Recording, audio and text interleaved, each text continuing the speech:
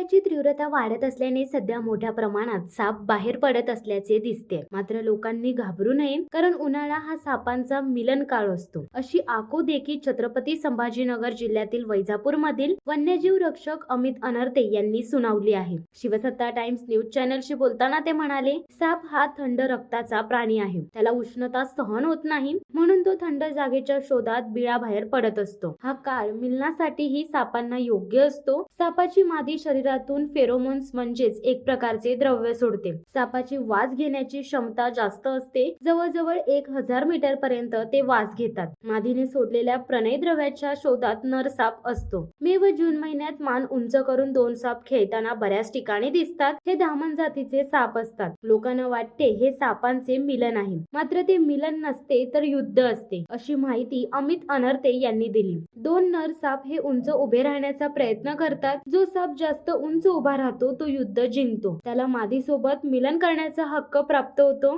सापांचे मिलन हे एकमेकांना वेटोळे घालून मोकळ्या जमिनीवर होते, बिळात होत नाही। लोकांनी घाबरून जाऊ नये। आपल्या घरात व परिसरात साप न येण्यासाठी उंदीर होऊ न देणे हा उत्तम उपाय आहे। याशिवाय परिसर स्वच्छ ठेवावा। साप ज्या ठिकाणी येऊ शकतो तेथे उग्रवास असलेले ब्लॅक स्ट्रॉंग फिनेल शिंपडावे, तसेच पुदिना गोळ्या पाण्यात फोडून शिंपडाव्यात। लवंग तेल, नवरत्न तेल शिंपडावे, असे शेवटी अमित अनर्ते यांनी स्पष्ट केले। सापांबाबत अधिक माहिती पाहिजे असल्यास अमित अनर्ते यांच्या 9637500833 या मोबाईल नंबरवर संपर्क साधावा।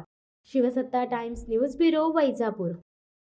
दे धडक बेधडक वृत्त देणाऱ्या आपल्या शिवसत्ता टाइम्स न्यूज चॅनलला लाल बटन दाबून सबस्क्राईब करा आणि बेल आयकॉनला क्लिक करायला विसरू नका।